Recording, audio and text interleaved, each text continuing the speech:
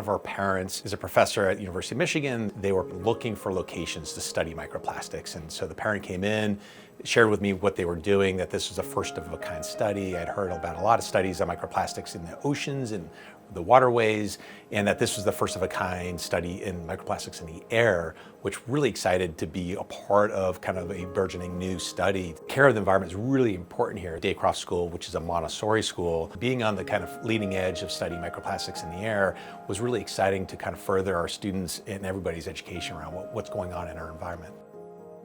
I think it's important as an education center to show our students that as adults also we're continuing to learn. It was so wonderful that the university could all come in today and present to our elementary students what some of the findings were, making them even more aware of what microplastics are and what they're not, and what they found. Knowing that plastic does not disintegrate, it goes into our water, it goes into our air.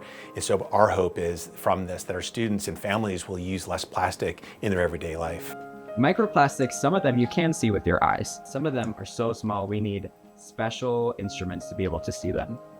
I also heard at a couple different tables people talking about we might be breathing in microplastics as well.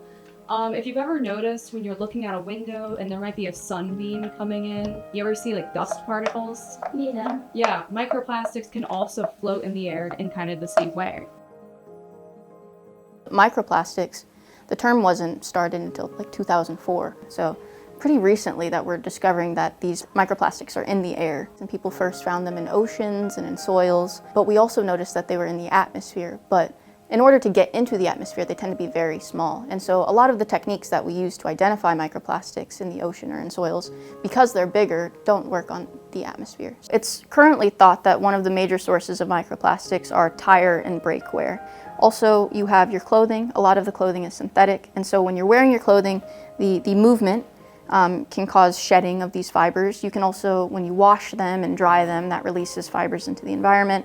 Also, plastic goods, when you throw them away and they're sitting in a landfill, they're getting pummeled with other things, with light, wind, that breaks them down.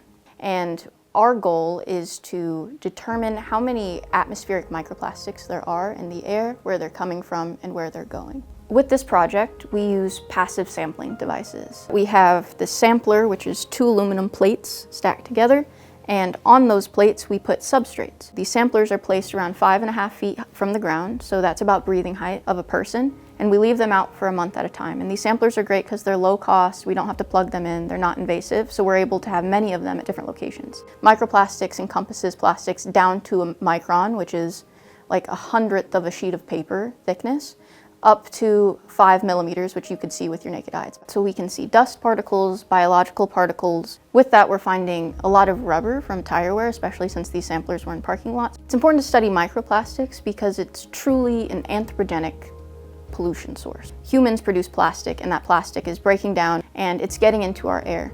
And we don't fully know how it interacts with the body yet. We're inhaling these plastics, they're getting into our lungs, and we don't know what they're gonna do. We also don't fully understand their climate effects. And our end goal is to inform the public. Our goal is to be able to distribute this information to the public to make them aware of the air they're breathing and the potential microplastics that might be in it.